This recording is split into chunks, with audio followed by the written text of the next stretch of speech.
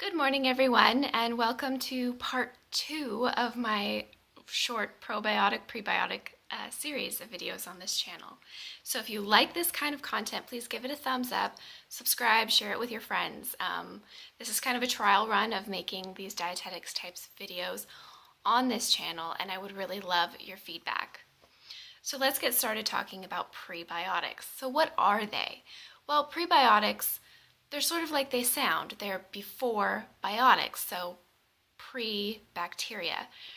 They feed the bacteria. So I talked about in my probiotics video that probiotics are bacteria that live in your gut that have many beneficial functions.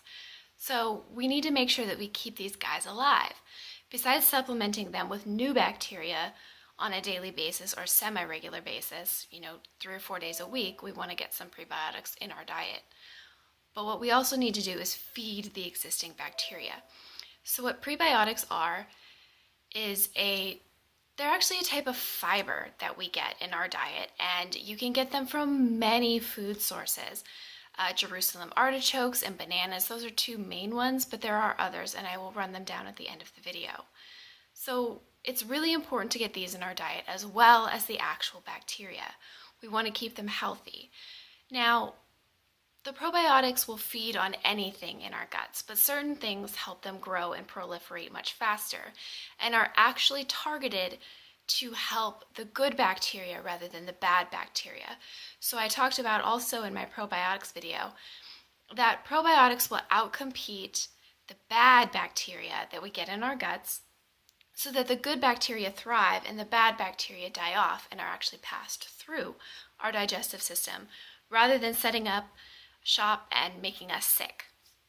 So these prebiotics will actually preferentially feed the good bacteria rather than the bad bacteria, so that the good bacteria are strong and are able to outcompete those bad bacteria. I do want to mention also that for probiotics and prebiotics, well, they're very, very important to get into our diets and are very important for our overall health. There is no evidence to suggest that they have any impact on your weight loss, weight gain. There is no evidence that there is any impact. However, there is evidence in athletic performance. So people who have really good gut microbiomes, meaning they have really good probiotic colonization within their guts, have had better performance, better immune function, and are overall a better athlete for having that.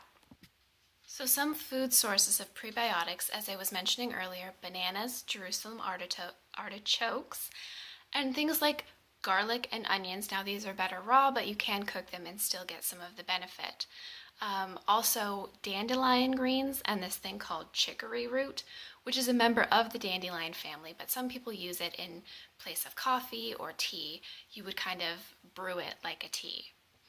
So those are the main components or main key points of prebiotics. We don't really talk about them very much, but they are super, super important to get into our diet to make sure that we are feeding that good bacteria and reaping all the benefits that we can from our probiotics.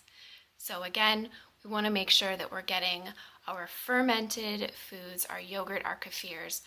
Those are going to give you your probiotics.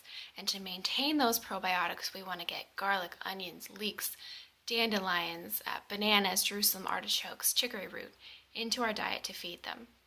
So that will help you maintain a healthy gut microbiome. Now, I want to have one little caveat here, that is to say that people with severely compromised immune systems, meaning people on maybe chemotherapy or newly transplanted organs, people who are on high anti-rejection meds. We don't actually want to supplement probiotics. We don't want to put the bacteria in their system. But what they can supplement their diet with is these specific foods that are prebiotics, which might help them help keep any bacteria that they already have in their gut healthy, that good bacteria healthy. So that's it for the second video. The next video in this series will be me comparing and contrasting the different types of probiotics that you can get at your local store and some of my favorites. So I hope everyone's having a great day. Remember to like, share, and subscribe if you like this kind of content. I'll see you later.